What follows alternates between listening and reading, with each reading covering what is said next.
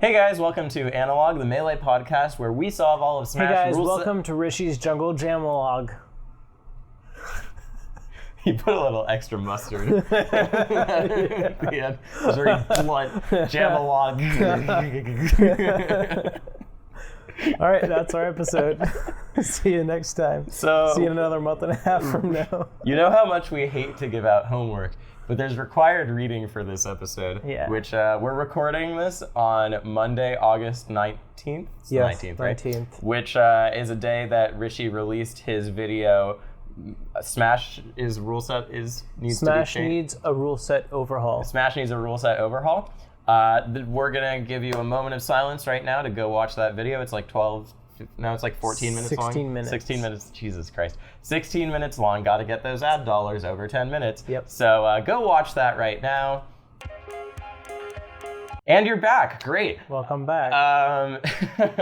So we're gonna be talking about a lot of stuff, obviously, because it's been a full month, as always, since we've recorded at this point. So we Zain have a lot and I of are both very busy.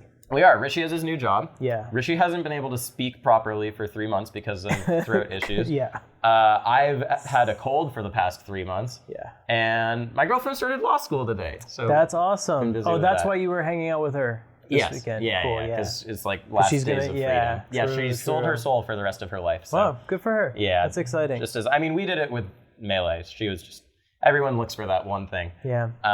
Yeah. So, but we've been really busy, but that's fine because now we get to do big fat fucking episodes like this one. Yeah. Yeah. There's a lot to talk about. Yep. As always. Yep. So to anyone who may be listening to the episode, the format for this one's actually going to be one of our episodes where viewing might be required because we're going to play some Rishis Jungle Jam. We will. In the second half of the episode. Yeah. Whether it's Melee or Ultimate is up for grabs because Rishi's being a stubborn motherfucker and wants to play it in Ultimate despite that not being in his very well-researched video whatsoever. Just trust me. But we'll see. And then, but before that, we're going to talk about Smashcon and some other stuff because, tournaments. Yeah, Smashcon was cool. It was a really weird tournament.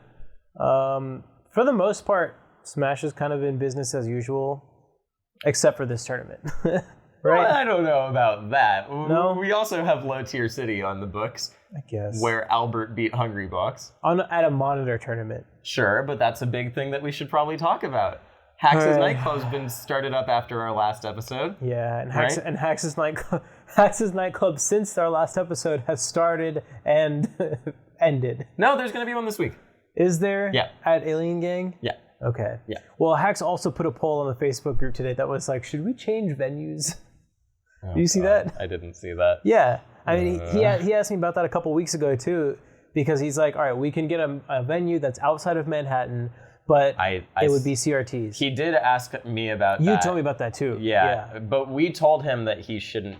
So for those of you who don't know, Hax has been running a monitor weekly. Yeah, sorry. There's a lot to catch up on. Semi-weekly at LAN Cafe. It's had a lot of issues in terms of the performance of Dolphin, in terms of there being enough space, but issues that everyone who went expected, so no one's like really upset about it or anything. Yeah, the first two were test events, you know. So he's supposed to have a new Dolphin build and stuff and run one this week, but he was considering also moving outside of Manhattan, which I think would be a big mistake. I agree. I think that you should try and stick it out with Alien Gang, and you can always move to other venue in the future if you want to. If we really need to, yeah. But, I mean, like, Smashed Out is really easy to get to from Manhattan, actually. It's like a 30-minute ride from Penn Station. Is that the place he's thinking of? No. Smashed Out has been going for the last year. This is my point. Smashed Out is really easy to get to. It's up in New Rochelle. But no one goes to it, right? Like, the actual distance is not really a big thing. If you put a tournament in New Jersey, people from Manhattan aren't going to go. I would not go every week. That's a certainty. Yeah. But for Alien Gang, like, the train is right outside my office. Yeah. And it drops me off right outside the venue. The location's amazing. Yeah, it's really great. So I would put up with monitors, you know. Yeah, because no one is going there expecting it to be perfect practice, but having a tournament environment, being able to play unfamiliar people in bracket matchups, and just everyone knows that a big reason of why net play, even if this is glorified net play in terms of performance, net play is frustrating because you can't see the person because you're not in the same mind space. Like, and honestly, the setups at the second test event were pretty good. Yeah. He figured it out for the most part. The only issue, so input lag was not quite as much of an issue. Sometimes it feels like it's either too fast or just too slow.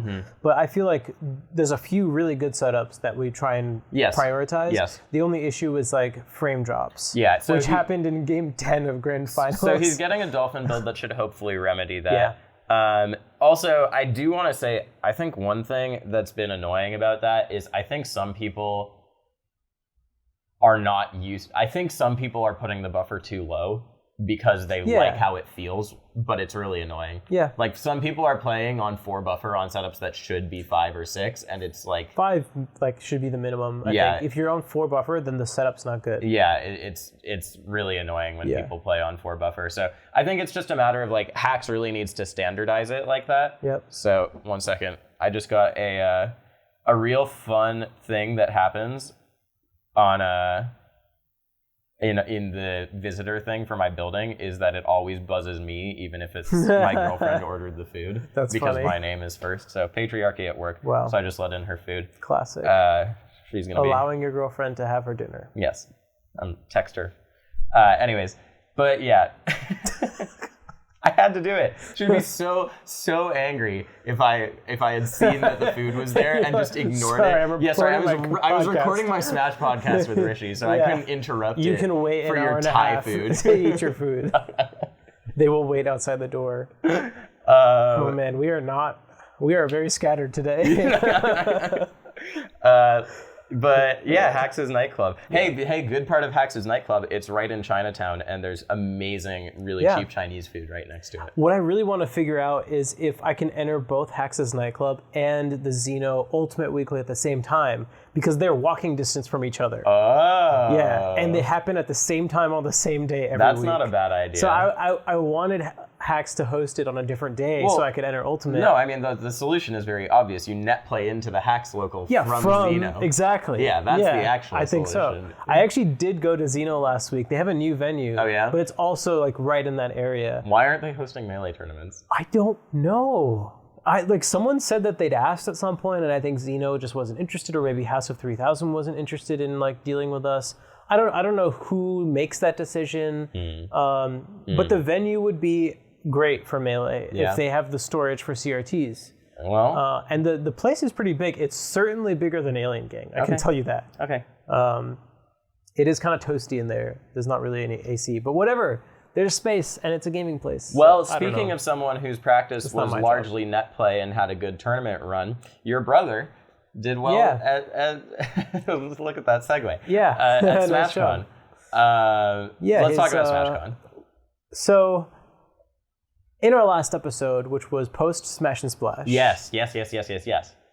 I had mentioned that I personally felt that lloD had leveled up since his lackluster first half of the year. And that was largely in part due to him trying and also practicing with me and Zain and Junebug and just like doing some analysis on his own.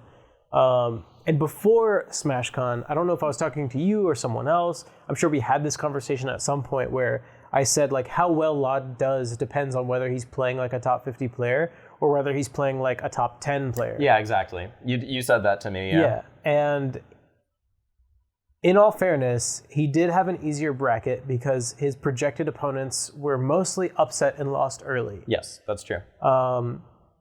He did double eliminate Amsa at this tournament, who is a top 10 player.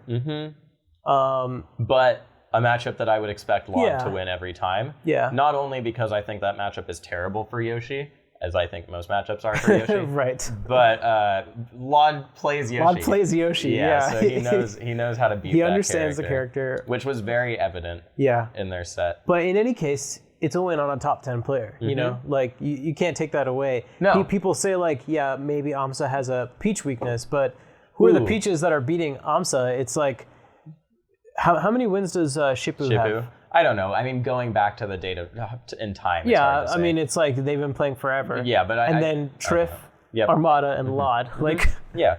So this actually brings me to. I guess Blade Wise too at some point, right? This brings me. Maybe. This brings me to a point that I actually Not this year. had banked for wanting to talk about in this episode. Yeah. That I didn't know when we were going to get to it. So I forgot who it was, but someone put out a poll on Twitter the other day that said, should an ICES player get more credit for beating I saw that. a mid-level ICES Slayer or a top 10 player? So if Pudgy Panda had beaten Axe and beaten Milkman, Yes. which of those wins should count more? Yes. And everyone said the ICES Slayer. Yeah, the IC Slayer. But that's not how we do rankings at all. No, it's not. It's not how we do rankings at all. And also, I think it's sort of bullshit to do rankings that way. To do the way that we do it? Or to do it with... I think it was bullshit that everyone voted for the ICES Slayer because it's not how we do rankings. Yeah. And I also think it's bullshit to do rankings that way. I think that it should benefit the Slayer, but not benefit the I think I'm with you on this, if I'm understanding you correctly. Pudgy Panda shouldn't be penalized for an Axe win because Axe has a bad matchup against ICES. So this all comes back to my video. Uh-huh. Because in my view... It does. That's why I was thinking about it. Yeah. In my view, the fact that we have to answer that question means there's like a fundamental error in our rule set. Right. So this is why this question only gets brought up with Wobbling. And to the credit, that was the specific way it was phrased. Yeah. And that shows that Wobbling breaks the rules of how we rank players. Recoil is not a sponsor, but they could be. But it's really funny because we don't rank that way, and we especially don't rank that way when it comes to non-wobblers. Like, people aren't going to give lloD less credit for beating Amsa because he knows the Yoshi matchup and because, etc. It's just ICs where we have this conversation. And I don't think anyone would have given Amsa a huge amount of credit to flip it for beating lloD. Yeah, they'd be like, Amsa beat lloD. Yeah, exactly. lloD's not even a top 50 player. So as much as you can say Wobbling is degenerate and it doesn't take skills, and I beat a bunch of Wobbling ICs at non-Wobbling tournaments recently, but I would have beaten them anyway, so it doesn't really matter. You shouldn't penalize the ICES player for beating a good player who's bad against Wobbling, in my mind. I will consider his Axe win on my ballot for the year's rankings, begrudgingly. Yeah. but I will consider it all the same. Yeah. It's a win on Axe. ICES might be... I think at this point, if you're arguing that... Look, ICES players get upsets past what their perceived skill level at Melee the game, the skills we test for, all the things you talk about. That's just true. Like, that's true. But if at this point you're arguing that the ICES players get a lot of wins that artificially inflate their rankings just because they play ICES, like, that's a matchup top players should learn like anything else, even if it's a really fucking weird matchup. Yeah. Which is why we talk about banning Wobbling. That's another thing I want to address, is that a lot of this discussion... It feels to some people, and maybe not wrongfully so, that it's a knee-jerk reaction to Axe losing. But it's like, it's not false that Axe is just weak at that matchup. Like, he clearly hasn't put as much time into it as most of his other matchups, because that's not how he likes to play the game. Yeah. So it's like definitely a weakness of his, because there are other top players who are worse than Axe who don't lose to Wobblers. Right. And... they can play Marth and Falco. But do we discredit Vortex for beating Westballs? No. Vortex beating Westballs is like a big deal. Yeah. I mean, with Westballs it's slightly different because Westballs loses to everyone, but I'm choosing someone who has a very notable matchup weakness in Sheik. Yeah. And when Sheiks beat Westballs, we're still like, that's a big win for them, you know? Like, we don't... It's more so that the occurrence has like revived the discussion that we've been having for a long time. Yeah. And so I've been trying to force myself to take more time with the content that I'm releasing, because a lot of times, like, I feel like I just kind of put it out there for the sake of putting it out there. Mm-hmm. So, like, for the DK video I put out last month, which I guess was also since our last episode. Yes. Like, I put a lot of time into it. I edited it over the course of a couple weeks, just like when I had time after work and stuff. I wanted to do the same with this video, but I did rush this one a little bit more. So it's rather than like, I feel like I didn't necessarily sacrifice the quality that I wanted, but rather I sacrificed the rest of my weekend to do it. I understand. That's something I can sympathize with. Yeah, it's just like I just didn't get to play as much Fire Emblem as I wanted to. Yeah, yeah. But the reason I felt that way is because I was getting so tired of the discourse over legality in rule sets, like looking so awful, particularly between Wobbling and Hero. Those are the two big ones right now, right? Wobbling's been big for a long time, but now Big House has banned Wobbling, which is pretty big news because Rob, the TO for Big House, has always been anti-wobbling and has only legalized it to be standardized with the rest of the Melee majors. Yes. And Hero, where do you even start with Hero? Don't we have like a standardized rule set people are supposed to stick to that Rob is like a contributing TO to something? No, you're mistaking that with the leadership committee where they try to set a code of ethics for the community. Oh, I don't know how I could have made that mistake. Me neither. Anyways, yeah. Hero, Hocus Pocus.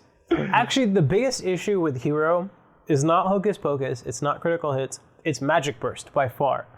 Magic Burst is like the most overpowered move in any Smash game, period. Yeah, Magic Burst is sort of busted. Kamikaze is pretty busted too. At least that's a high cost. I can't even say high risk. I know, because it's not. It's not a risk. You can't shield it. You can't shield it. It's huge, but it's a high cost. Yeah, it is. It's almost the highest. Yeah. Sometimes. I don't know about that. Yeah. But Magic Burst is just a ridiculous move. Easily the most overpowered move in any Smash game. I think the worst thing about Hero is that since Hero came out, Salem could play him and John about losing to Leffen. Yeah. I don't know, man. Salem tweeted several months ago that he could beat Leffen with any of his joke characters. He's got to hold that. That was at Smashcon. Yeah, that was at Smashcon. Other things happened at Smashcon too. I was watching that live in the crowd. So satisfying. Let's see. You know who had a good Smashcon run and then downplayed their Smashcon run was Polish. Polish got to make a lot Polish downplays everything he does. Right, but so Polish was like, yeah, I just lucked my way into... He beat two great players. He beat three great players. He beat KJH. Chudat and Nintendo. Yeah, and all in a row. Granted, two ices, but like, you still beat... Chu beats Peaches. Yeah, and you beat KJH. Yeah. Dude. You 2-0'd KJH. He was like, that. He was like, oh, KJH played bad. KJH is amazing versus Peach. Maybe he played bad, but I actually told Polish this. I was like, when your opponent is playing bad, you have to give yourself some credit for not letting them start playing well. Right. You know? You can also do things to put your opponent off balance and keep them playing bad. Right. It's always a two-way street. It's not like KJH is playing bad and there's nothing that's going to change about that. Yeah. What else? Did Mike Hayes make an upset at this tournament?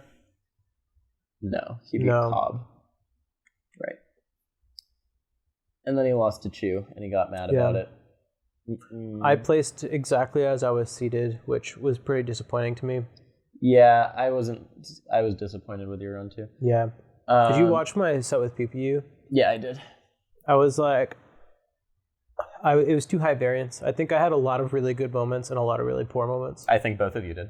Yeah. The last stocks of both Game 2 and Game 3 were very ugly. Man, Game 2 was fine. Game 2, I had a handle on that whole game. Sorry, Game 1. You're thinking of Game 1 where I was making a big comeback and it was like 180% each. Sorry. Both the games you lost. The last stock was very, very ugly. Yeah. You missed your execution, specifically in Game 3. The last two stocks, both of you missed your execution on like 20 things in both stocks. And then my set with Lucky, I completely forgot how to play for the first two games. He bodied me. And I took like a solid 90-second break before Game 3. And then I almost reversed 3-0'd, but I mean, Lucky's still an amazing player. So. Yeah. But it's just getting back into the swing of things. Yeah. But I think, honestly, this tournament, lloD's thing was really big. Leffen looked unbeatable. He was gigantic Leff again. Yeah. Like, holy fucking shit. I had been warming up lloD with my Fox, obviously, and I was watching lloD play some other Foxes. And, like, lloD was nailing everything. Yeah. But this is what I was saying about Polish versus KJH. Leffen was playing in a way that made it hard for lloD to get his momentum back and not mess things up. Because lloD was messing things up. He had a lead on Game 1. He could have made it a 2-stock lead, and he choked an edge guard. Yeah. Just like little things that Leffen can do to make you second guess. Right. If you hesitate for a half second on anything that you do, you could miss it.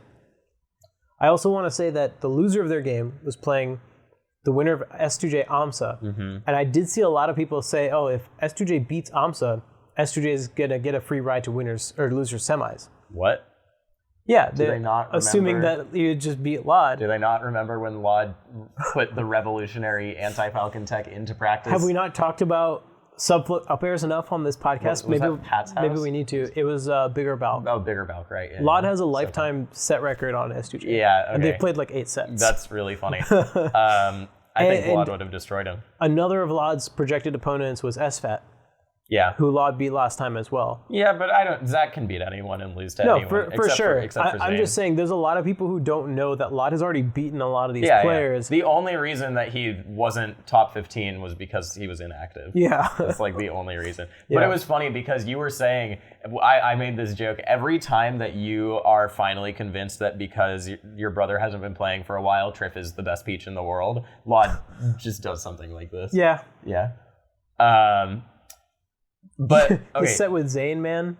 So that's what I was about to say. Yeah. So a lot of interesting sets, but the most interesting set by far at this tournament, the best set by far at this tournament, wasn't even one that went to Game 5. It was lloD versus Zain, which was so nuts because Zain makes that matchup look like it should be unwinnable when he's playing it. Yeah. Because it's just how does Peach get in? Once Zain gets a lead, it just looks like you should lose. Yeah. But he just sheer out-footsies him. Yeah. It's with Peach. It's crazy. Yeah. It's so nuts. He baits to be perfectly in range for Zain to land crazy, yeah. tipper down tilt or tipper fair, which are really good for Marth against Peach, especially once you're past crouch cancel on fair percentage. Yeah. And then lloD does the tiniest like wave dash back. And then dash attacks him or something. It's like, you shouldn't be able to do that. Yeah. You were in the corner. How did you... It's like literally, it's just straight up outplaying. Yeah, it's so nuts. Yeah. He's one of the only players in the game that can do that to Zain. The most impressive melee other than Leffen that I saw this weekend was in the games lloD lost to Zain, honestly. Like, obviously Zain still was beat him. He's still really, But there were game 3 and 4, lloD looked like he should just absolutely lose them. Dude. And he manages to make it so close. It's ridiculous. He's at like 130% tournament stock. Yeah. And he stands there doing nothing. And Zain tippers him and he power shielded it on reaction out of doing nothing. Yeah. I cannot tell you like how anxious I was watching that set. Yeah.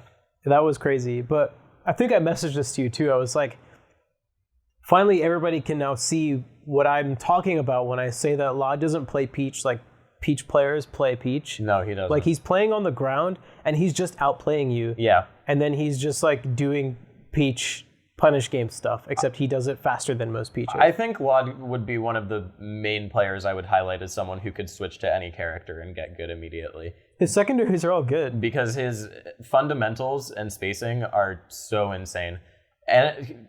But on top of that, he has the work ethic and innovation to push a character. Well, like, he is an innovative technical Peach. Yeah. But he's not a tech monster Peach. He's just like a fucking ridiculous player who does those things too. There was that like stream that Fiction did that one time where he was talking about his opinions on all top 50 players. And he was just like, he just went on a rant about how much he loves lloD's Peach. He was like, he said that lloD's the only Peach who has innovated beyond what Armada did. Well, the entire Peach community probably wants to Shanghai Fiction for that one, but the only Peach community I care about is lloD, Trif, and Fiction's Peach. What about Squeech? I haven't seen any of Squeech, so I don't have any opinions. Squeech is the Kodoran counter pick. Okay. It's really funny. What else Squid happened? is so happy because his Peach got listed as a secondary on his top 50 thing. Oh, it's so good. He's like, Squeech is officially a top 50 in the world. Do you think I should play DK at Shine? At all? Oh, maybe. I'm thinking about it. I think it's a legit counter pick for you. I think it could be. I don't know if there's any matchups that I'm strictly better at with DK. I was surprised you didn't go DK against Kevin. I just don't think it matters. Well, yeah. I've been playing a lot of Marthados with Zain that day, so I just wanted to play Marthados. I mean, after the... I also played Zain in a good amount of DK Marth. And how'd that go? They were pretty much all like last stock. Okay. I think I took a game. Zain just sounding like a mid-level player. Zain was just all like last talk, man. Zain was just like, I have so much more to lose than you. Yep, I know that feeling.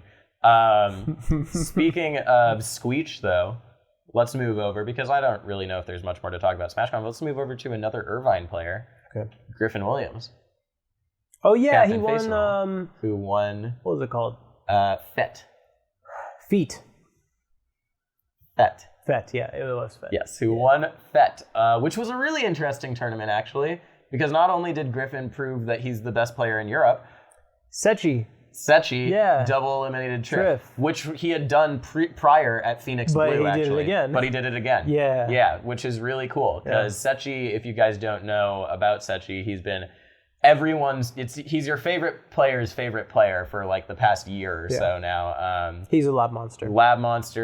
Amazing Falcon, but like he's really good with other characters too, because he does a lot of Marth labbing too. Mm-hmm. He's great, and I was really happy to see him do well, especially because he's the only Wales player to ever be that good, I think. Really? Welsh player, yeah.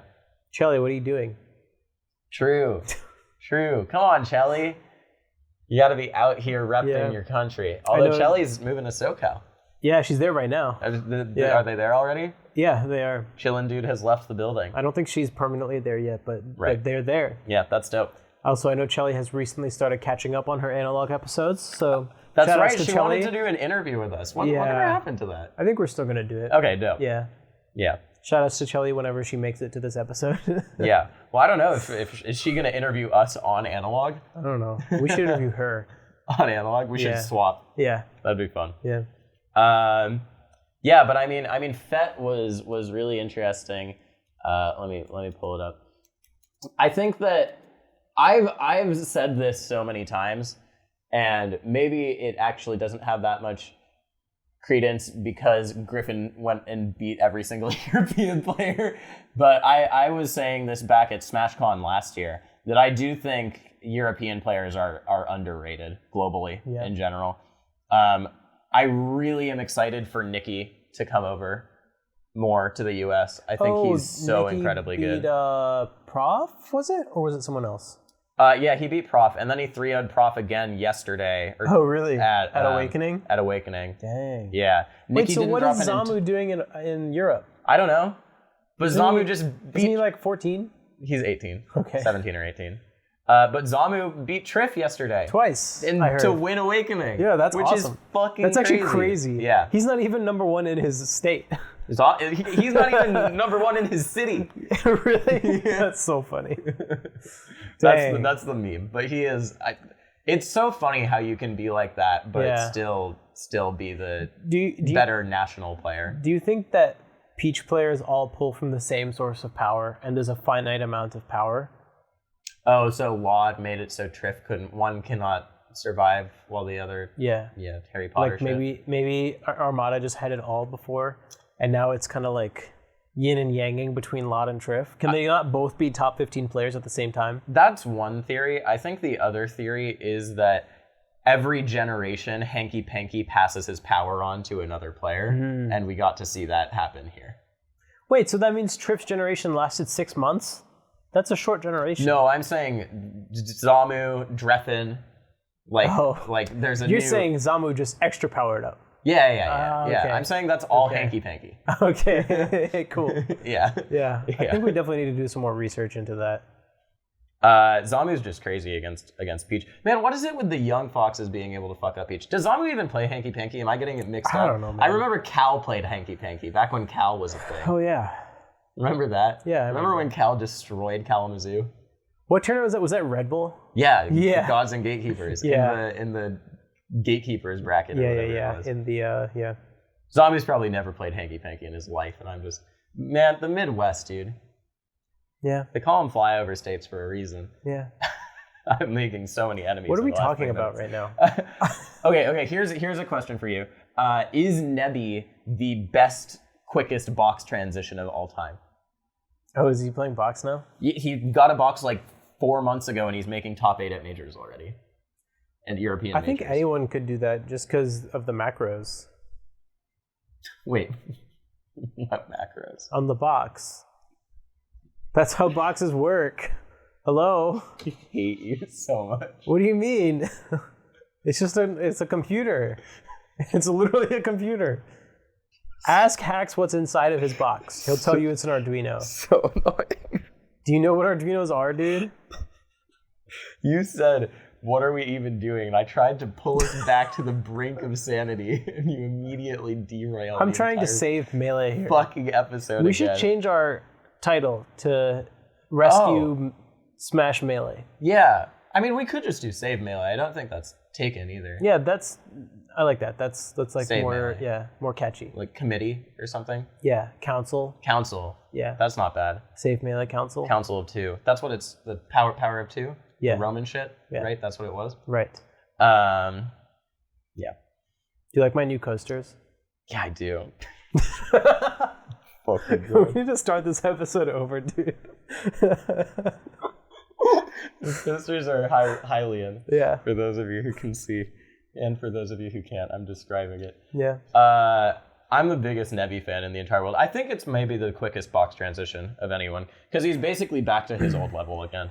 That's cool. I mean, that's not easy. Also, Yoshi is not ever a character that I would think would be good with box. But I can see it. The one reason why it makes sense, if you guys have played Yoshi before, you can't when you double jump with Yoshi, your drift after you double jump is very digital. I want to, it's very, Yeah, because you fall and then you're on the ground. And but also the way that he dips like that, being able to just go hard left or hard right seems like less of a problem with that, Which is typically one of the things that's harder about the box, getting really specific mid drifts, mid riffs.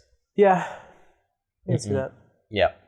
There's not a lot of analog drifting with Yoshi, I guess. Because his jumps are he's usually... always on platforms. He's using the platforms to move. Yeah, if he's ever jumping, it's very he's committing to a certain jump, and if he's not, then he's double jumping the other way. Because you only drift after you... Double jump. After you double jump. And after you get hit out of it. Yeah, exactly. So it actually sort of makes sense to me. Yeah, it is interesting. What else? You mentioned European players being... underrated. Underrated, and I didn't think I would want to talk about EVO that much, but you reminded me that... Japan cleaned up at EVO in Ultimate. Yeah. Ultimate was actually so fun to watch at EVO. I saw people complain about not enough matches, but I felt like they did match after match after match. Max Ketchum invited me over to his place to fest for Ultimate, and I was like, I actually was thinking about playing that game again because it's been so fun to watch recently. Yeah, that was probably maybe my favorite tournament to watch all year so far for Ultimate. And sadly, I didn't get to watch Top 8 live because I had a flight early that next morning. But I watched it at the airport and at my hotel. Yeah, and it's cool. It's really fun to watch. The commentary was awesome. What was it? Coney and Senpai. Amazing duo. Yeah, I love really that duo. Great. I liked that a lot. Yeah, I mean all the characters in Top 8 were exciting. There were 3 Japanese players, 3 US players, and 2 international. Right, 2 non-Japanese, non-USA. Gluttony and Leo. Yep. Yeah. Yep. It was cool, man. I mean, the international players definitely got underranked on the PGR. On the PGR, people have been saying that for a while. I mean, Gluttony is the most obvious one, and that's because Summit doesn't count on the PGR, which is such bullshit. Did it not? No, I'm pretty sure they still don't count invitationals. I don't think they might be counting it for the next ranking. I think is what they said.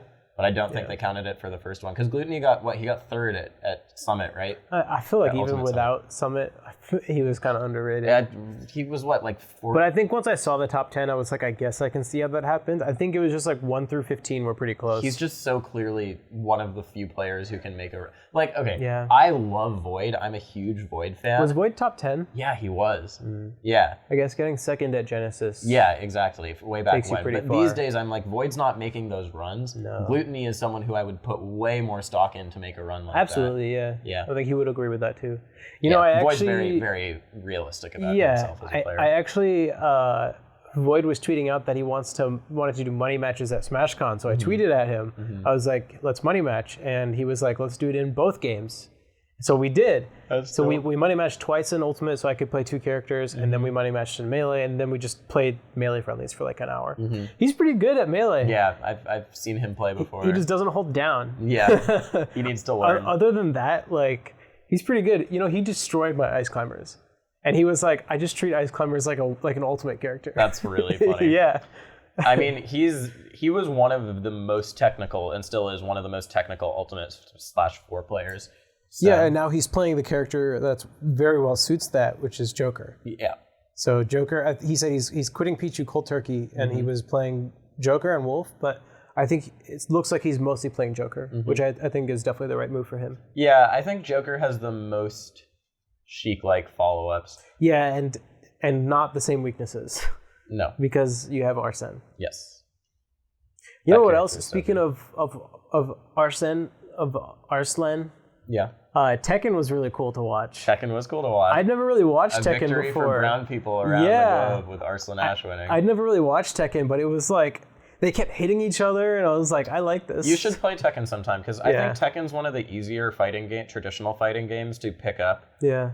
It's not 2D like normal ones. It's not 2D, but once you understand that aspect of it, it's easier to pick up because combos are very freeform in it. Yeah. So I think for Melee players to move from it, you still have to learn certain things because you have to learn what your off the grounds and your launchers are. Yeah. And then you have to learn what your lows are so that you can hit people when you knock them down. But like once you get to that, it's not like Street Fighter is so interesting for someone who hasn't played a fighting game to learn, because there's a very, very nice rewarding skill curve, and then there's a brick wall where you have to learn what your confirms are and your combos are, and you have to know what those are and have them memorized. Yeah. And I don't think that's a bad thing. It just means if you don't get past this point where you look up a thing, you can't do anything. Yeah. But in Tekken, you still have to learn stuff, obviously, but it's a bit more freeform. Gotcha. Yeah.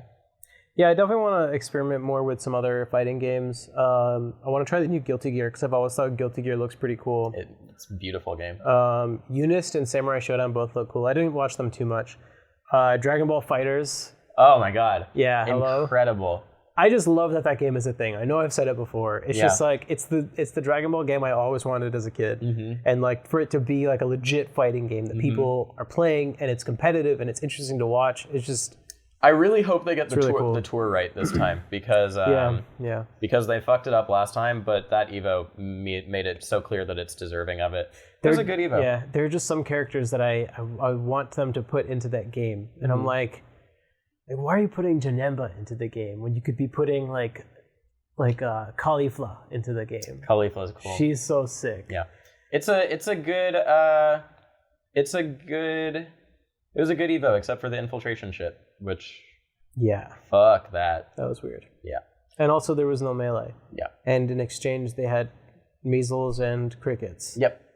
Locusts. Good job. Locusts. No, it was crickets. No, it was locusts, wasn't it? No, it was definitely crickets. Oh, it was? Yeah. Oh, okay. Yeah. People were saying locusts because I think they were in locust swarms. Plague. Yeah. Yeah.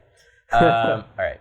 But clearly we can't keep our minds focused on one thing for any period of time. So it seems like this is a really good time for us to transition over to playing Rishis Jungle Jam to give you guys a demonstration of why this is the rule set that will stop all the infighting in the Melee community and get Salem to finally say we're real Smash players. Yeah. So that's the goal after all. That's all we've ever wanted. So we'll see you in the jungle.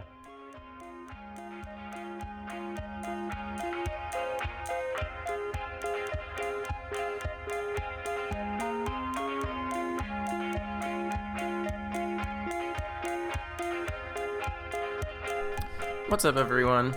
Zain here. You already know what it is. Hope you guys have been enjoying the episode so far. Hope you enjoy what comes after, too. It was really fun episode to record. I think we might do more of this sort of stuff with gameplay involved. I think Rishi's pretty good at talking when he's playing because he's streams and stuff, and I don't really. So I think I need to get better at it, but it was still pretty fun. I think we had a good time. As always, there are technical difficulties. What do you expect? Although, actually, I say in the episode my camera died. My camera didn't die. I literally just didn't clear my memory card because I'm a moron. So that's fun. But up until that point, the camera's there. And then even after that, there's some good ass jungle jam. So hopefully that entertains you.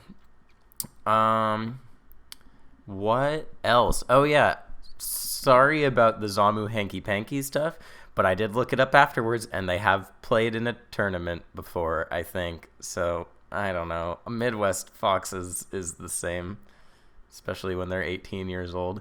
Yeah, that's about it. Hope you guys enjoy the episode. I think Rishi and I might try to stream some Jungle Jam and just Melee in general, because we've really enjoyed when we've done that in the past in general, and did this too. So we'll see. We might try to add that to the schedule more, because it's just easier to produce than a podcast episode a lot of the time. And honestly, more people, maybe not more people, but a lot of you watch it. So, that's how it be.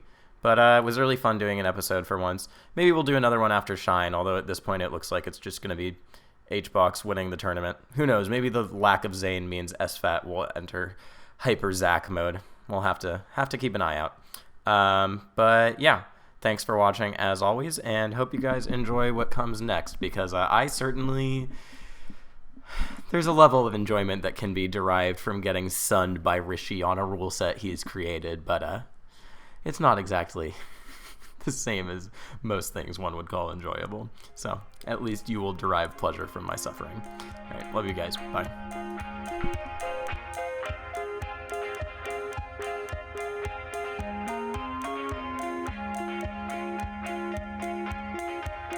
Hey everyone, welcome to part 2 of the episode where we've moved over to Rishis Jungle to Jam. Yeah, we're gonna jam. Yeah, let's do it. Yeah. All right, let's get into it. So I've experienced this rule set a tiny bit because we played it a bit at Hax's Nightclub, but of course I was playing with my wrong controller, so. I think I mentioned this to you when we played the first time, but I'll say it again, is that when people hear about like a new rule set that involves like not one of the traditional stages or an item or something, their first reaction is like, oh, this rule set is going to be like zany and wacky. All these things are going to happen. But it actually just kind of like feels like normalish Melee for a while. Yeah, it does a little bit. And then eventually like an item shows up. But speaking of. But I've designed the rule set to make items as unintrusive as possible to the skills that we value. So there are rules and there are laws. One of the laws of traditional Melee is that you are rewarded for high execution. Almost. Right. Continue. But that does not always hold up, because a character like Jigglypuff can still be top 3 or 4 and not be a very technical character. One of the laws in this game that again is like not something that you can prove on paper, it just kind of happens as the game kind of manifests itself, is that I didn't realize that's what was happening. That's really funny. Is that going for an item when your opponent is not camping is not as beneficial as you think it is. Right. And that was an example of that. You didn't get anything off of that. You like gave up position and then I countered the item. Well, I also didn't really do what I was supposed to do once you went to the rock. Mm-hmm. Because what you're supposed to do is take ledge with your invincibility. Yeah.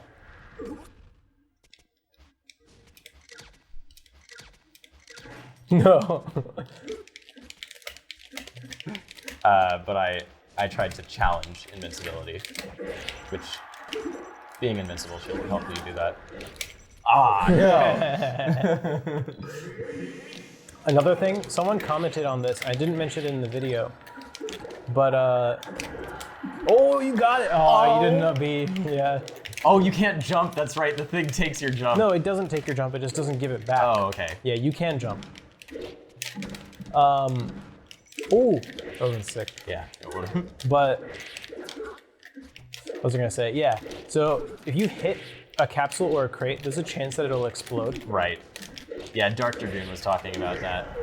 Oh, DIing to the center of the platform is a terrible idea. So this is lucky for me that I got that. Yeah. But if I just attacked it like normal, then it could have exploded and it could have killed me.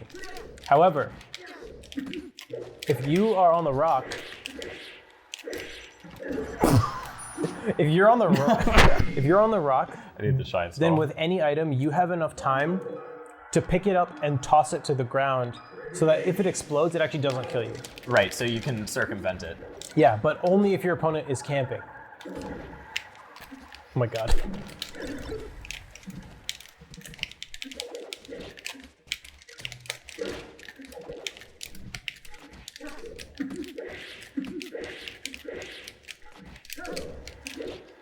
But there is still the factor of...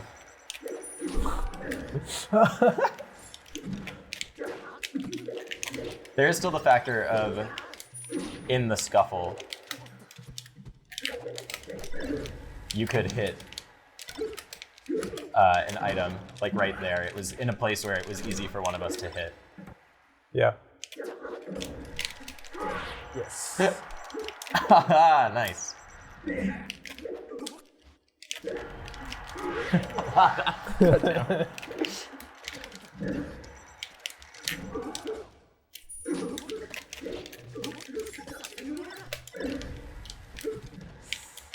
If you up aired me there, I Oh would god! have died. I thought I was gonna land on the rock after the laser. Oh, that's something you gotta practice. Why are you approaching me? Because I wanted to practice just landing on the rock, but here we can demonstrate the genius of the rule set here. All right, where is it? This is where the timer comes into play. Yeah. It has to be this long. If this were a 3-minute game, I would just win. There we go. You could also just throw it at me. Where'd it go? Oh! Assault from above. I've actually never, I didn't even think about that. Wow, just another way. That Rishi, we're learning, these are the skills we want to test. Exactly. It just provides you with ways to that me camping on the rock is not a valued skill. It doesn't lead to me winning. That was a nice pivot. Where? I don't think I pivoted. Was just a run cancel up smash? Yeah, I should have running up smash. Okay, I wasn't sure. Oh, we need to remember to hold AB so we don't get waiting for game. Yeah.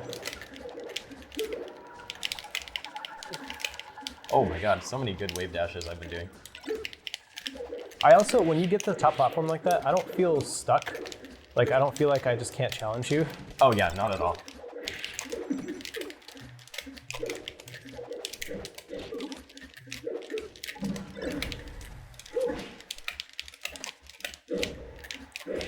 I get a super wave land onto the stage. Oh, good guy. Get me out of here. Yeah, that was the right option. You got me off the rock. I know the secrets. I know that you still had invincibility there. Did you see me cover? Oh, I wanted that to shield poke you so bad.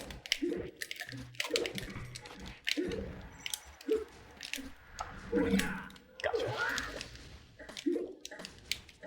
Oh, this is a strat. Oh! The box came for you though. Yeah. Yes. Yeah. What? Oh, I needed to. Oh, I thought I should. Oh, Yeah, that was so bad. Oh, we talked about this last time we played at Hax's Nightclub. Yeah. Yeah, you did exactly what you're supposed to. You threw it down. Oh no.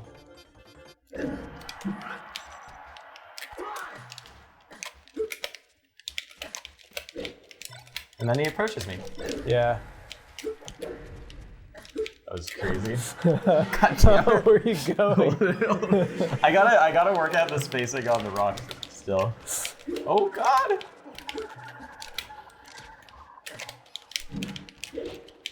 I don't remember who I was playing on this who asked if the friction on the rock is different. Because they felt like their 'Cause it's ledge dashes were slippery. different. Yeah. I mean, that's true. It's slippery from the water.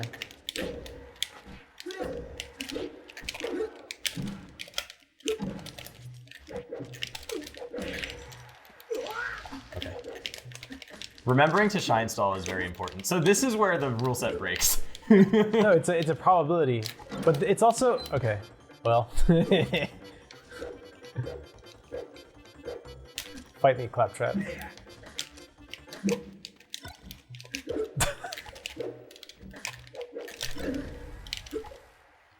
See, what was the problem there? The rule set actually doesn't break down because then both players go to the rock and both players end up with a star.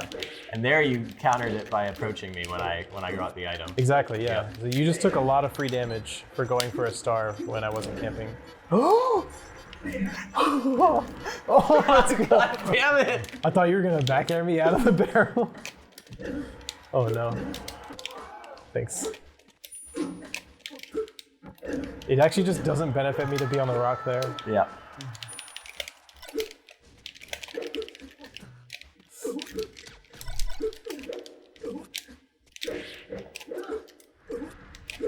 You know what I want to say. I wanted to ledge dash off of it. Is that possible? I don't know, I've never tried.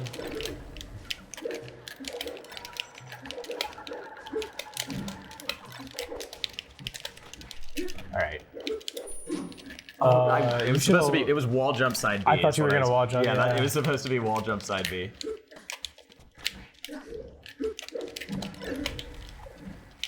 We should show off the reasons why this, not just that this game mode is balanced, but that it's cool too. Yeah. I'll do it next time I get to the rock. Okay. Oh yeah, I know what you're talking about.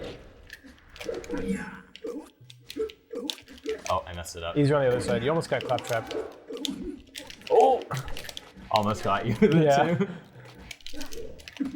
So this, I've never practiced the nils on this stage. oh wait. Do Falco lasers roll the barrels? They might. Oh my god, that was crazy. Well, the stage also does that in general. Right. But that was, I sent the barrel at you by lasering.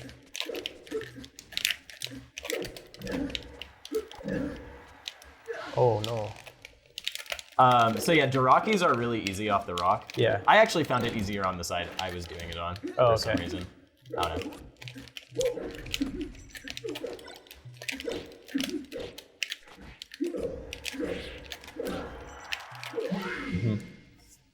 You can see the games are going to go by faster because like a confirm like that is just going to kill you every time. There's not going to be like an edge guard mix-up. Have you played any Falcon on this stage? Yeah. How is he? He's good. I feel like he would be very good. Think about his ledge hop up air. Right, and you can do it through the stage. Yeah.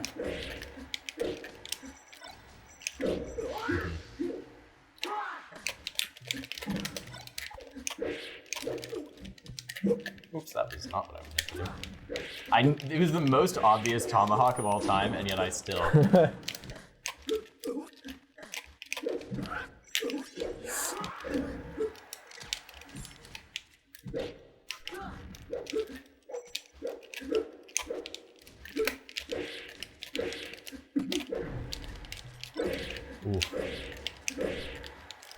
Oh, I wasn't sure you were going to get it in time.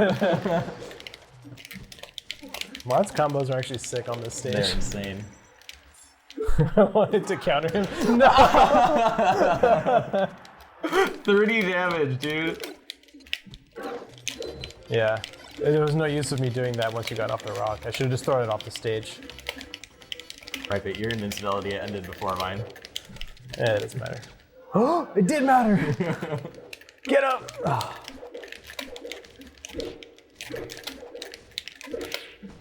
Yes, yeah, I let you. I let you run past me to the item, and then I caught you on the way to it. Oh man. So who do you think is the best in Rishis Jungle Jam? I think it's either Fox or Falco. Probably, yeah. I think most of the tier list is pretty much the same. I feel like Sheik's probably not that great on this stage. I don't know. She can threaten the whole stage like all the time. Yes, there's the strat. Oh, you got it! I can't jump after. I guess I'm just doing it in the tech animation. You may have used your jump at some point. Yeah, I did. That time I did. You're right. So if I do end up on the rock, yeah, no, that's what I was describing. I went for it when you weren't camping and I got punished for it. I actually thought I was gonna get it too. Oh man, taking the ledge forces me off. What a good rule set. All right, gonna get on the analog real quick.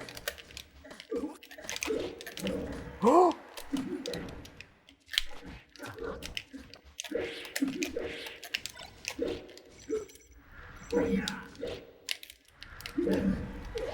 that's all I wanted. Around the jungle. Oh god. Right. Yeah. Yeah. Oh.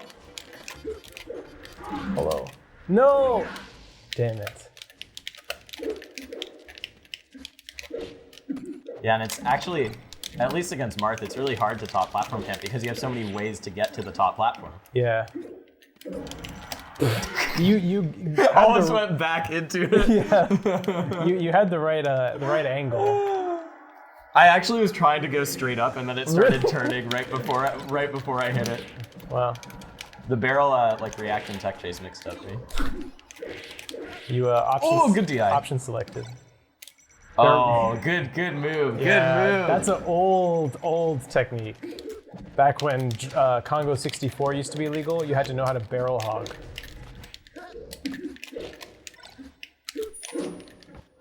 I always try to side B to that, and it's... Yeah, I think you had the right idea there. Like what you were doing made it ambiguous whether you were gonna go for the barrel or the stage. Interesting.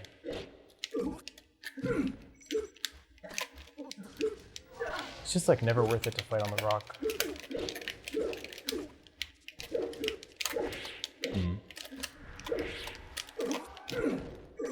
Huh. Ugh.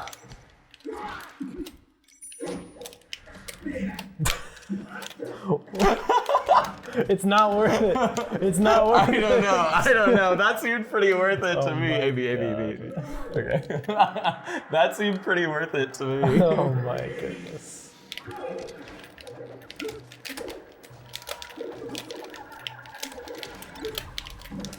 Oh. That'll be like a B&B type thing for Falco. Yeah, I think it will.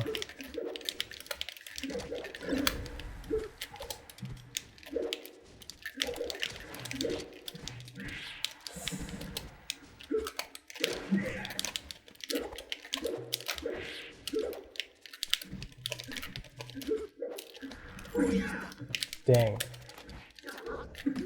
It's different. It's way less reliable because you can hit on the sides of it. Yeah. I was just thinking like it's way different than hitting it where your only option is to Oh, see, that was an explosion. Yeah, but I was Damn. Oh, Let's go. Did you try to up B or side B? Side B? Was that what you did I think there? so, yeah. Yeah, because the B button makes you shoot too. Yeah, it does. Oh. gotta- Wait, there's no impact lands on this stage Yeah, like that? Of course there are, but... I was doing it earlier. I can't believe you still made it. Yeah.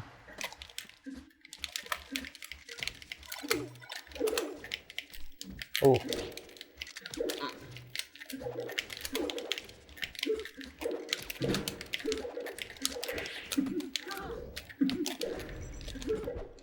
Careful. Wow, you don't go anywhere after that barrel.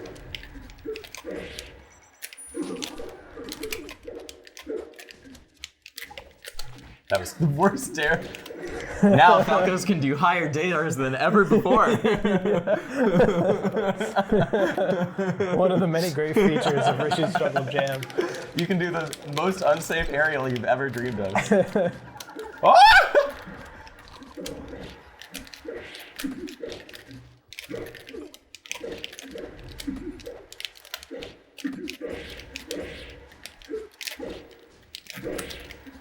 Please, sir.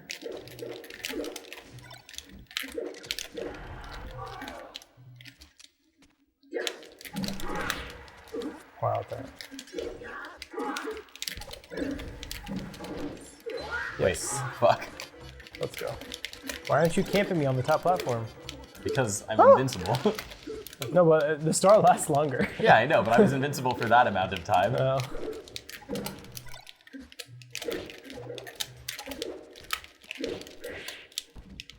No, that still doesn't make sense. You can take the invincibility after my star runs out. Yeah, that, on the cloud platform, you mean. Yeah. Yeah, I didn't do what Leffen said to do against Joker.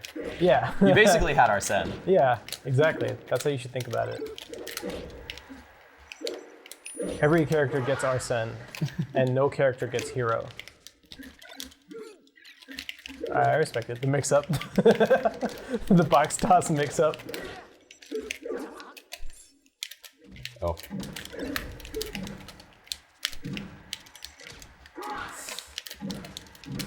Oh. Okay. It was safe. Yeah.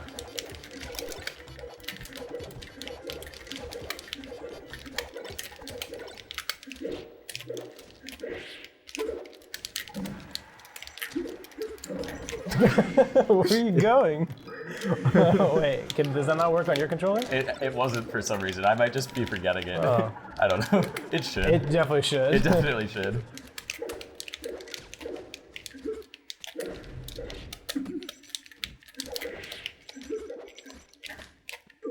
Oh, you baited me.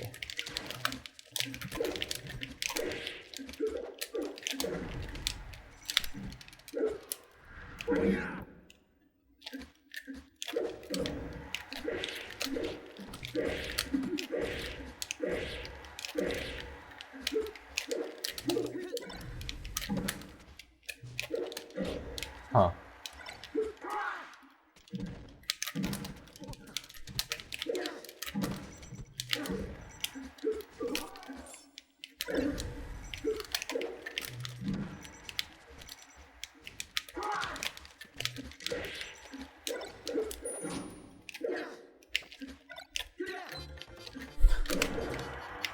That was a good angle. That Okay, was not. that was, yeah. I thought I was gonna tech, and then I missed the tech, and then I lost.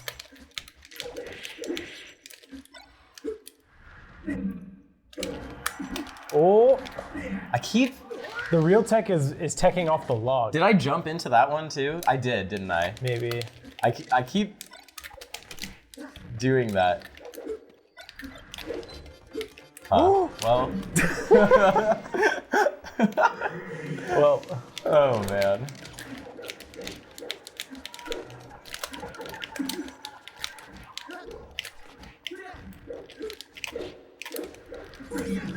Yeah. Marth looking like the best character in this rule set. Yeah, that's why.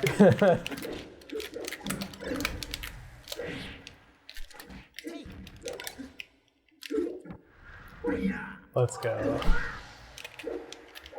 Oh!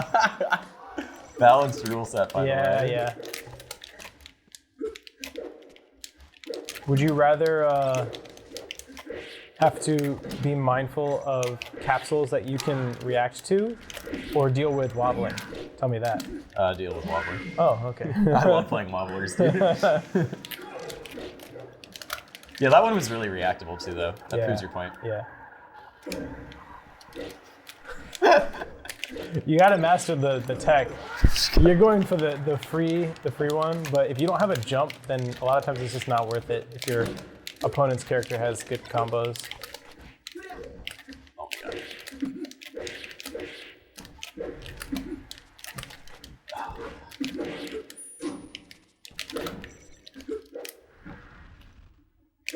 God damn it.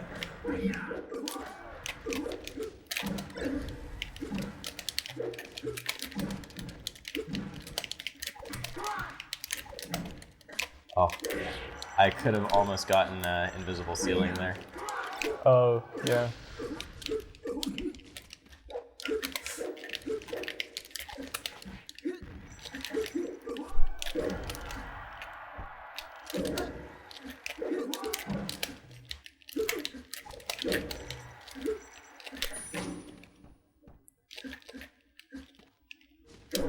I thought it was. Good effort. I didn't know which way it was going to turn. Does it always turn the same way? I feel like it doesn't. I think it does. Does it? No, that was like a frame perfect star punish. That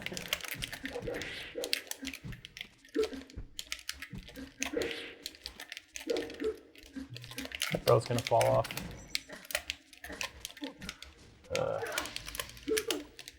Oh, it's still up there.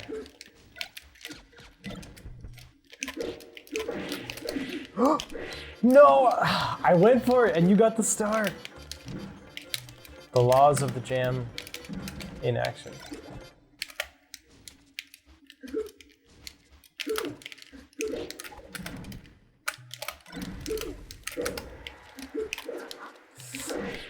No, I need one. No, you got all of them.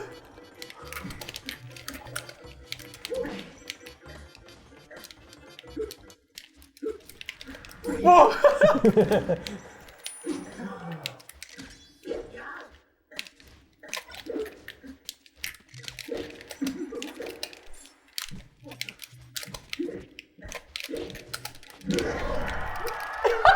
No! Yes! Yes! Oh no. Skill-based rule set. I didn't calculate that one properly. I knew the risk reward was in my favor because of the Your fall speed. Yep. Yeah.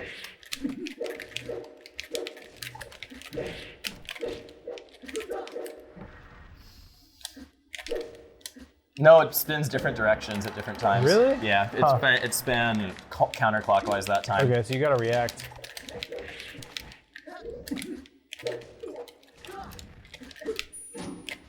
So which way does it go this time? Yeah, see. You take too long, I'm just gonna take a star. Missed my fucking tech too. Yeah. So if I'm going for the star, Wait, why am I fighting you? I don't know. I just... A lot of people have trouble with that when they first start playing this mode because it's ingrained. No, I wanted it.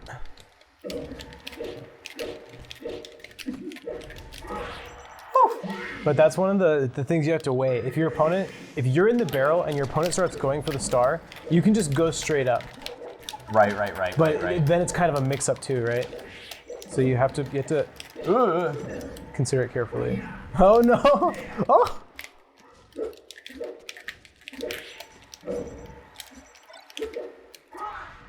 Damn it.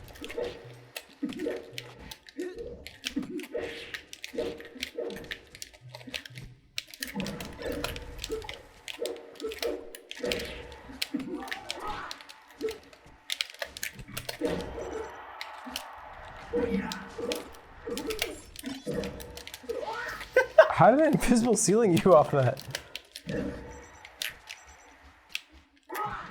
Oh, that was a sick back air, except for what happened afterward. God damn it! That was such a sick back air at first. Oh, you gotta sniff out my drift with the shine. I think I straight up just fucked up my inputs there.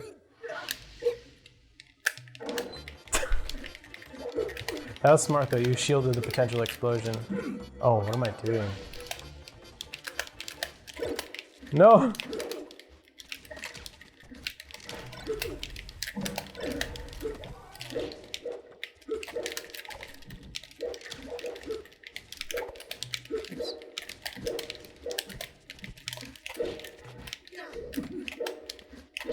Cool.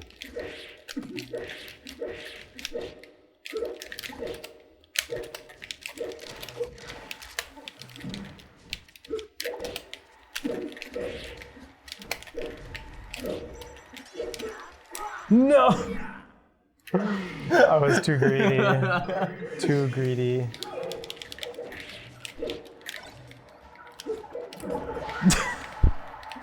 I was trying to fire stall before it got to me, but I did it afterwards. Yeah. Oh man.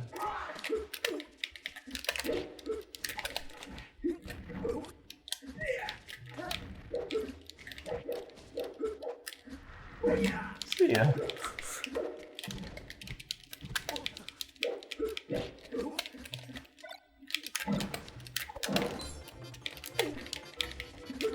Now what?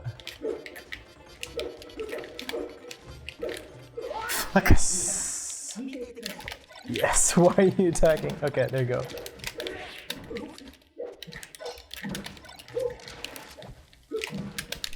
Oh, that was sick.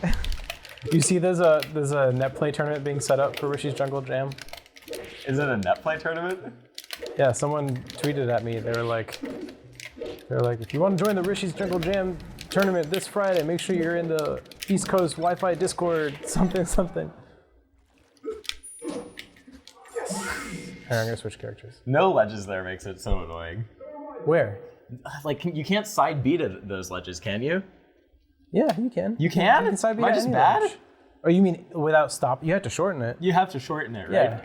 No collision there, I guess is what I mean. Yeah, no collision. No collision there. Yeah. Yeah, you have to shorten Oh, it. so you're saying spacey recoveries are nerfed and you have to be precise to actually get the ledge? Oh, wow, that sucks.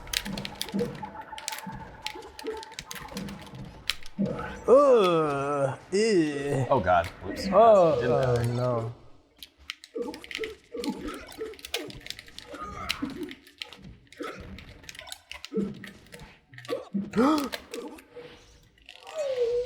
So, oh, let's go. That was like if my bear had worked. Yeah. Except it was a mindless falcon there instead of an incredibly Calculated intelligent. Falco back air, Yeah. Yes. You see, did you see the calculation there? I could have tech chased you more with down throw, but instead I back threw you away from the crate so that I could take it after winning an interaction. No, I did see. Good shield pressure, Zain.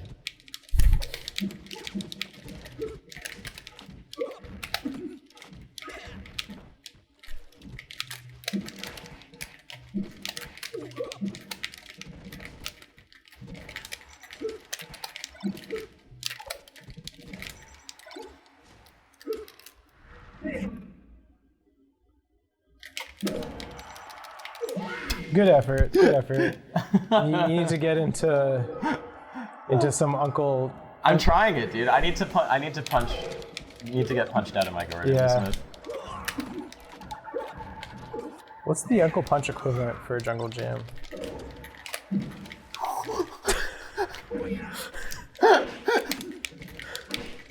Holy fuck.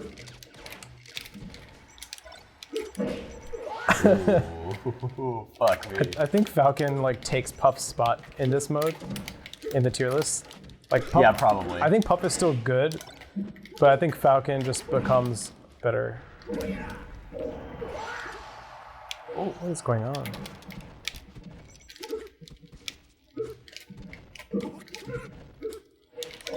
Oh!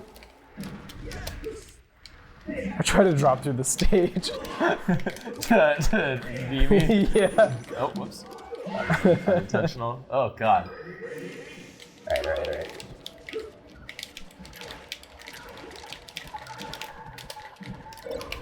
I almost forgot we were doing our podcast for a second. I was getting so, like, invested.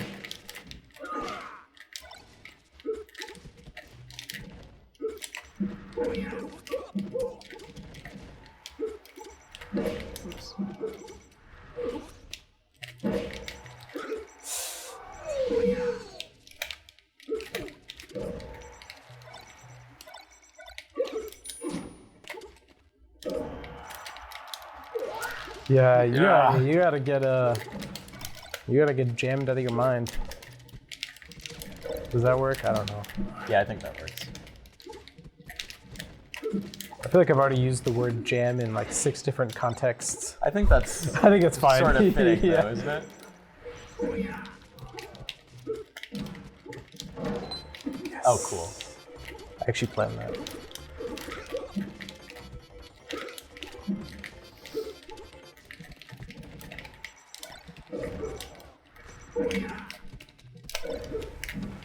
Oh, that almost killed me. Yeah, it's hard to sweet spot if you don't know the exact spot of the ledge.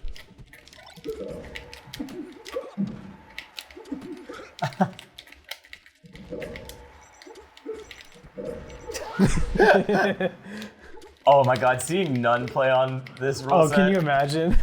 Is he going to Shine? We should invite him into the Invitational.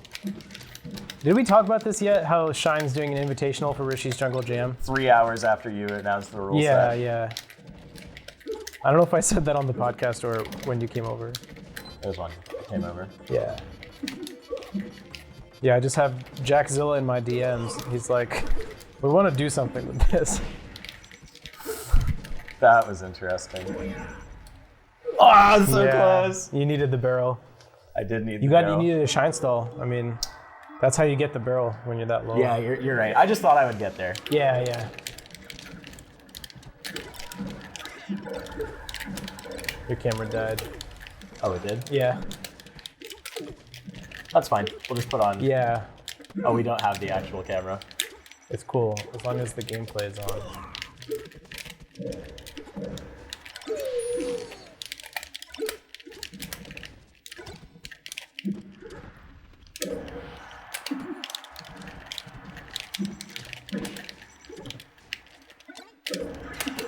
Oh, you got it!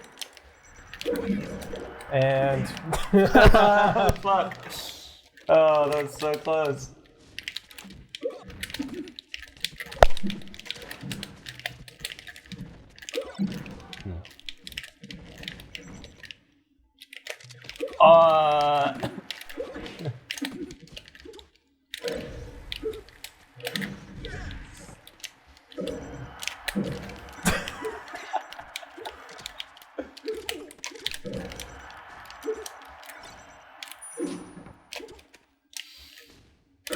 No! I just die though. Yeah. I literally couldn't do anything. Yeah.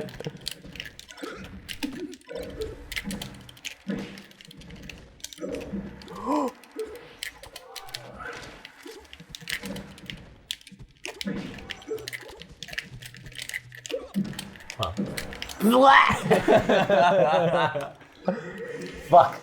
All the pieces are coming together. Yeah. But I need to put them into a cohesive part. Or a cohesive whole. They are the parts.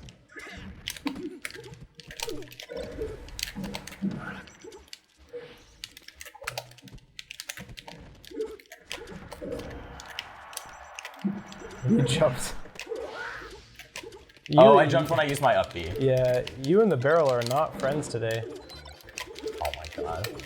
Hey man, you've had a lot more experience with the barrel than I have. That's true. I was just thinking a second ago, I was like at the beginning of this day, I was the player with the most experience in Rishis Jungle Jam. But I know someone has been grinding this mode since noon when this video came out today. They're like, I'm gonna be the best Jungle Jam player. Jack messaged me saying he's gonna grind this mode really hard, and if he likes it, he's gonna become a Jungle Jam evangelical, Ooh. and try and get it legalized at all tournaments. I died. No.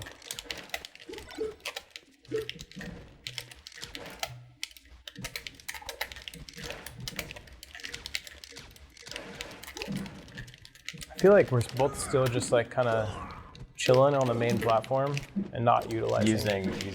Ooh, that was cute.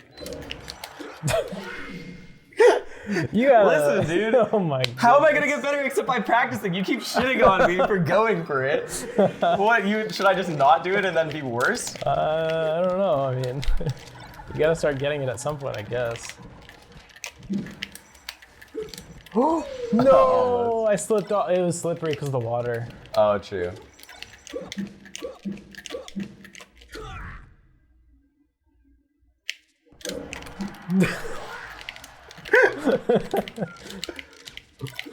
You have to change it depending on where you are in the stage too. It's almost like positioning matters. It is hard. That's bullshit.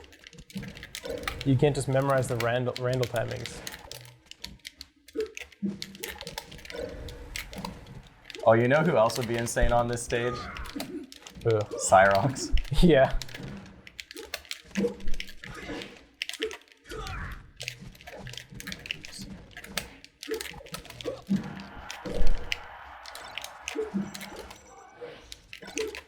Huh.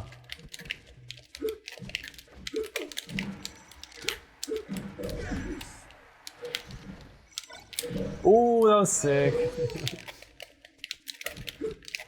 You're dead. No! Oh, okay.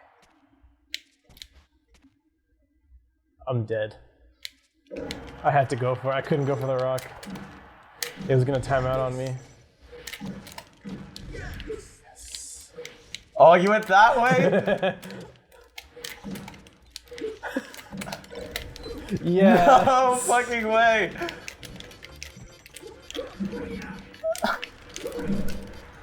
No! Oh my god.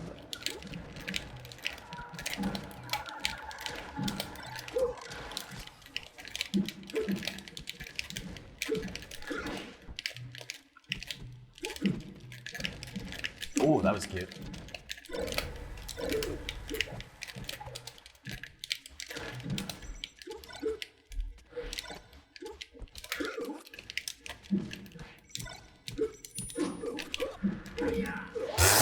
Yes. Oh no! I wasn't realizing that you had Fight it. me! Falcon punch. I did not know you could do that. Oh my goodness. It's the gift that keeps on giving. I had dude. no idea you could do that. Oh my god. Oh, today we learned so much for resting my voice. My goodness.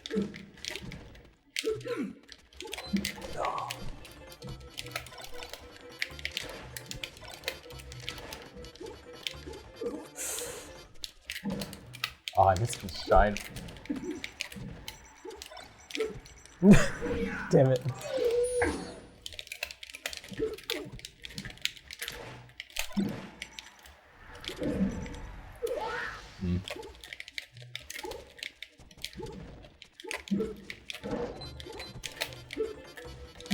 That was the law in play. Yeah. You went for it. I went for it. What? Oh, you lived?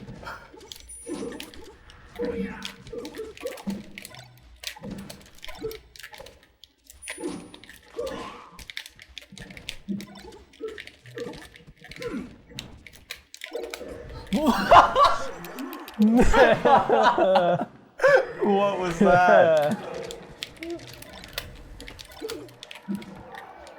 Thank you. The stacked knockback is so funny.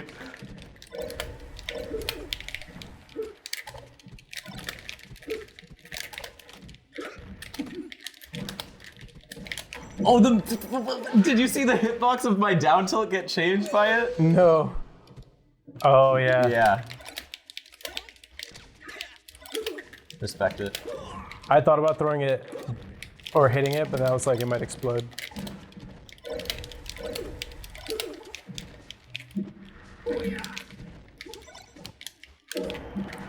Oh.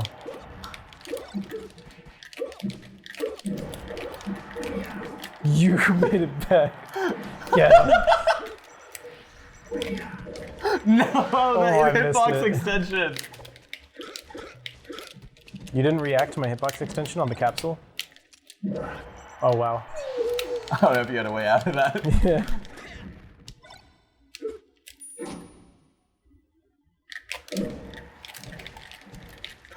It lets you combo so easily. Yeah.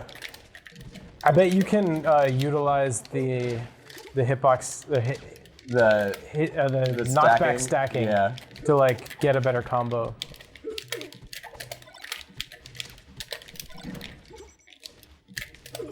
Whoops. I'm out.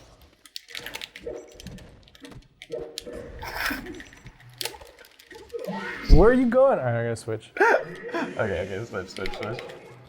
Oh, man. All right, who's next? Listen, I'm still figuring out what you can and can't do. I thought that I could shield drop down air, and then if I didn't fast fall it, which I didn't, I could double jump into the barrel there. Ooh.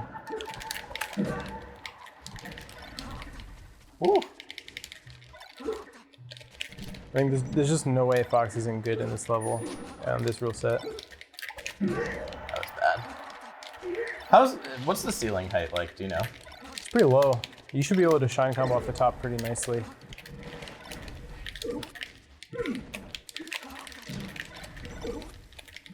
How do I keep get up attacking? I don't know.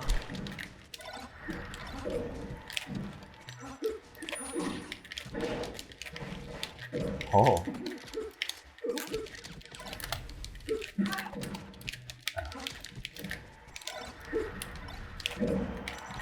Mm-hmm.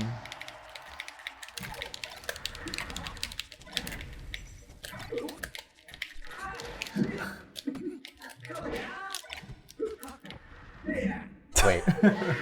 What for leads? Yeah.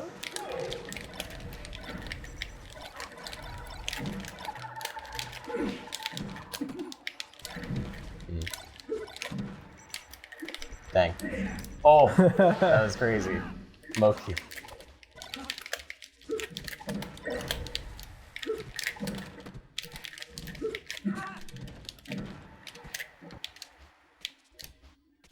Damn it, I'm gonna die again here. Please. Oh. I tried to I tried to react to the rotation, but it went the opposite way. Yeah. Okay, yeah. What am I doing? Oh.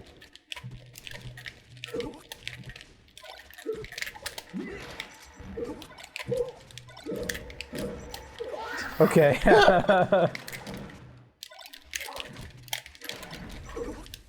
Why? What am I fucking doing?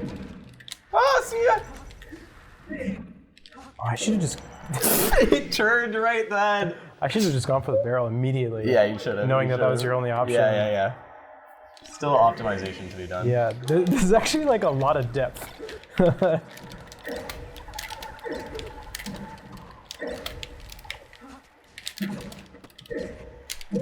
Like you, Oh, I was trying to go for barrel. you take out some aspects, like there's not a whole lot of prolonged edge guarding like there are on other stages, Right. but the edge guarding interactions are at first like they happen a lot faster, but I think they're more in depth because of the barrel. Like you have to make more decisions.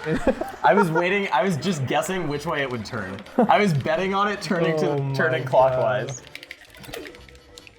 and then it didn't, and I died. I reacted to it turning, but not which way it turned. Yeah. But you have to make a lot of decisions like really quick. See how soon that killed me? Yeah. Off the top too. Also for anyone, if you're struggling with someone camping the top platforms, you can literally just like take one of the side platforms and then just react. Like you're always threatening one of them. That's why being able to, like having a good jump goes a long way in this mode. And that's why like Puff and Peach both struggle a little bit more with that because they can't access the platforms as quickly. Yeah, Falco is really good in this mode because he can get to top platforms immediately.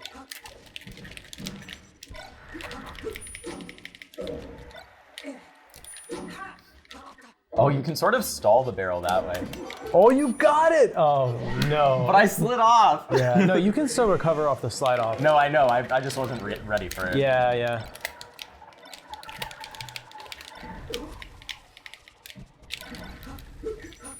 I should have gone for the barrel. What am I doing? Yeah.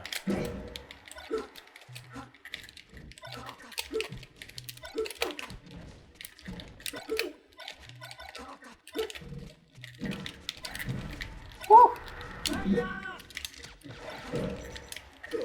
Oh, that killed me!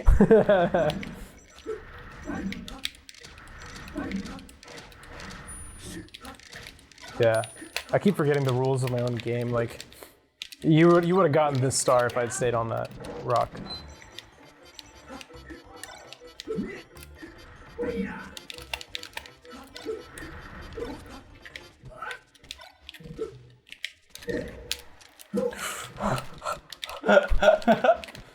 No! Yes! Why did I hit it? The rule, dude. I know, the law. The law.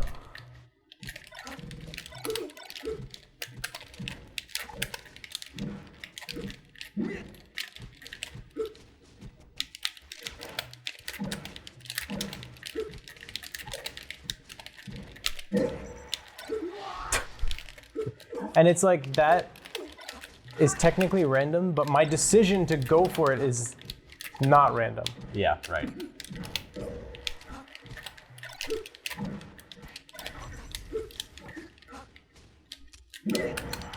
You had the perfect angle. I know. Just not the right timing. I wonder if I can make it harder for you too by like getting on one of the platforms to distort the camera. Oh, you probably can. Yeah. But obviously, like when the when the meta like properly develops, players will be able to get that every time, no matter what. Right. So then the meta is like, am I going to take the barrel from you first or not?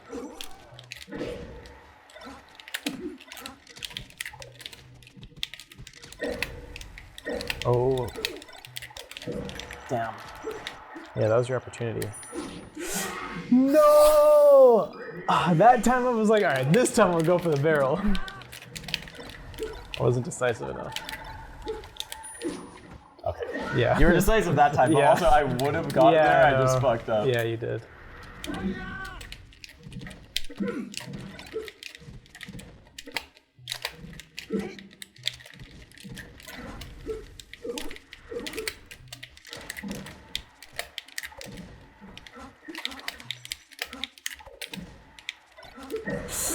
Yeah, you played that stock well.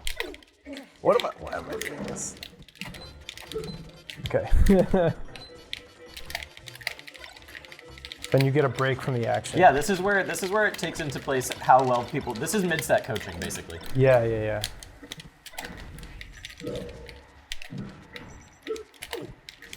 You know, also what I did there that let me get the opening is I got the second star, which prolongs the thing. Yeah. That's why my invincibility ran out. That's after true. yours. That's true. Ah, fuck.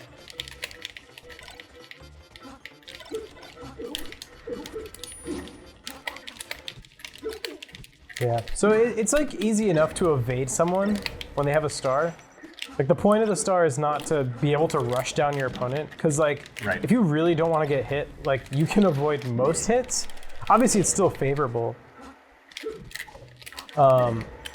But what you can't avoid is not getting off the rock. Like you have to get off the rock. Right. That was just an execution test. Oh, I should really leave soon. Okay, yeah. It's a long episode. Oh, we had some technical issues. Yeah.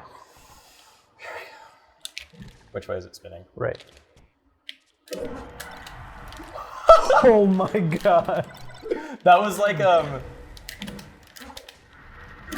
you know, Ghetto War Machine's edgeguard that he did on Calvar. That was super fucking crazy. Yeah, That was like that. That was really weird. That was nuts. I could probably follow it up with like a nair. Another shine. You could have followed it up with shine. another shine. Yeah. Oh. My dare clipped you. Yeah.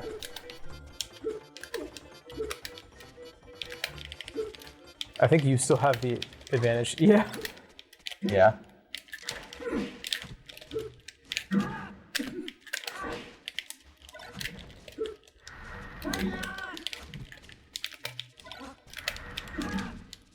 Oh. Nice.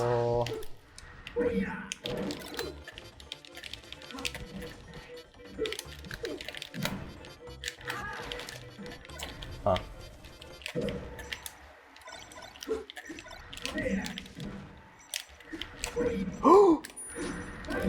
Oh! Alright, I'm switching characters. Okay. DK? Is that who you're ending it? Nah. Oh, okay. The best character in the In the mode. meta. In the meta, yeah. Possibly.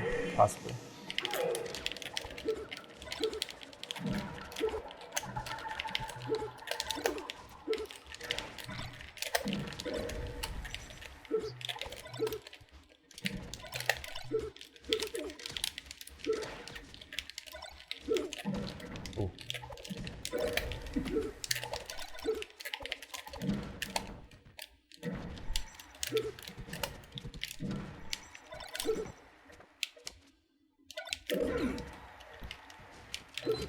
Yeah, I took too long. Oh, nice.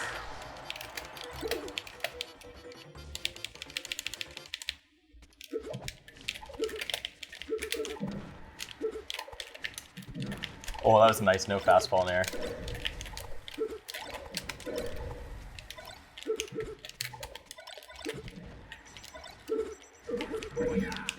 Yeah.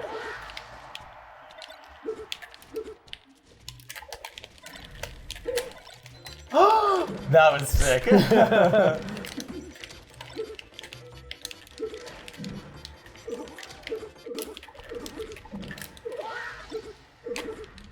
I think people are going to get better at avoiding the star.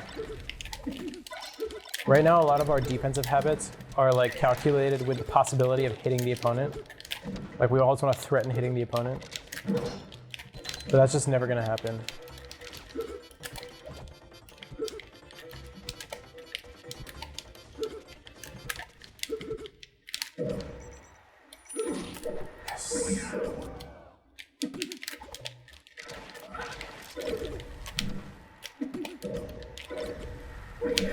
Nice. Yeah, I need to go for that more. I should just waveland on platform is so good in this. Yeah. Just waveland and then hit them off of that because you have so much time a lot of the time. Yep. That combo off the top is it's a big reason that Falco's good in this mode.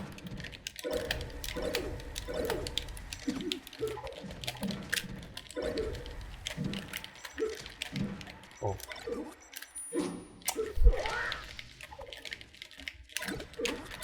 I think the coolest part of that combo I did was the turnaround back air. Like not even pivot or anything, just turn around. Ah.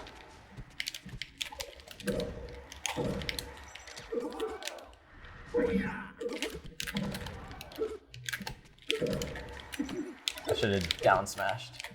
Yeah. I knew it was going to piss you off, but I didn't.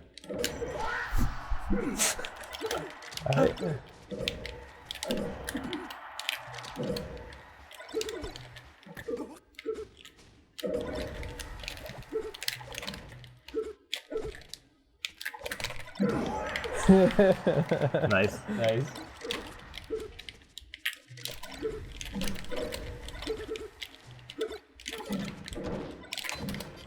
You broke the law.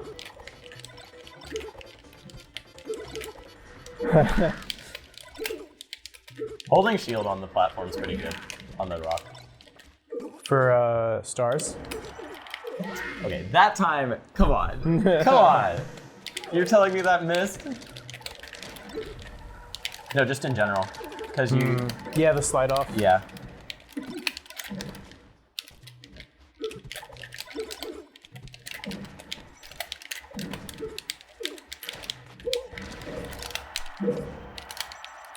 Oh, crazy DI. Yeah, surprised that didn't kill me.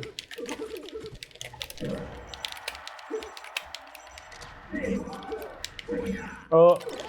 That was a Zain firestall.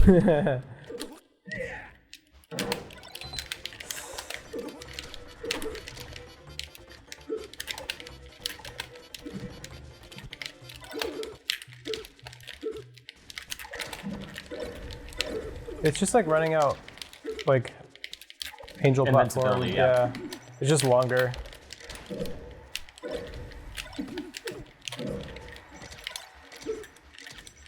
It's like playing Connect 4. Oh, wait! How so? Oh, wait! The claptrap's in it. Oh my god. The claptrap's in it. He's gone now, but the claptrap killed me. I killed it. myself for you because I knew you didn't see it. Oh my god. Because I knew you had been waiting for that. That's so funny. Yeah, for those of you who don't know. Yeah. Some people might not know this, but the claptrap is just like any other character. He can get stuck.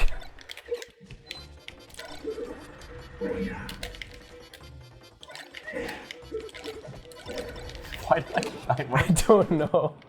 Oh, see it. All right, last one. And then I should really go.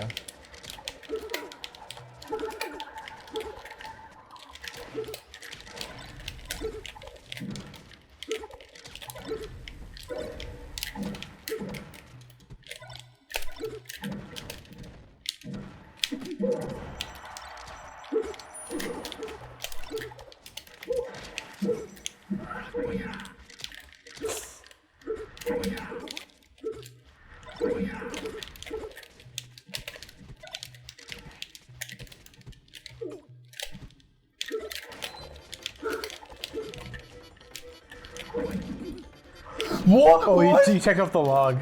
Oh, fuck me. Yeah. I thought that was the stage for a second. Me too. It's like, I did not think that was possible.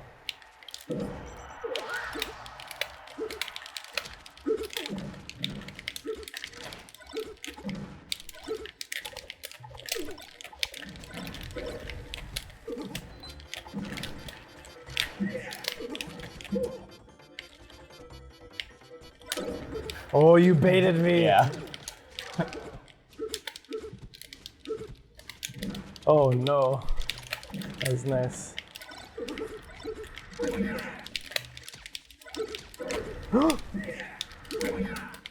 Yes.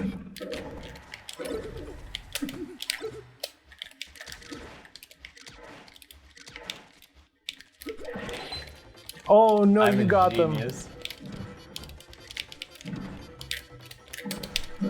Oh, get fucked.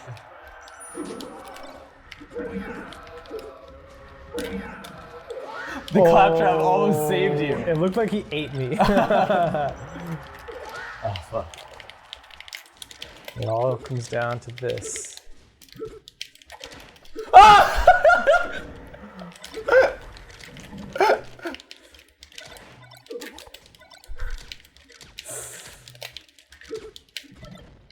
No! Yes.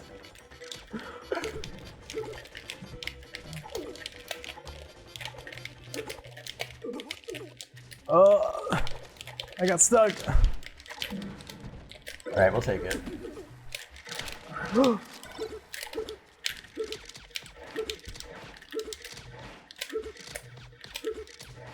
My God.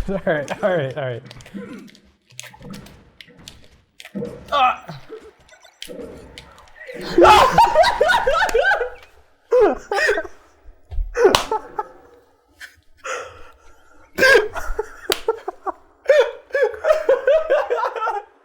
I'm so sad my camera died, dude. Oh my god. Wow, I guess you really did get jammed. You really did get Rishis Jungle jammed. Holy fuck. And that's just the first day of the meta. Can't even imagine what day 2 is gonna look like. That was fucking amazing. Man, I'm supposed to be saving my voice.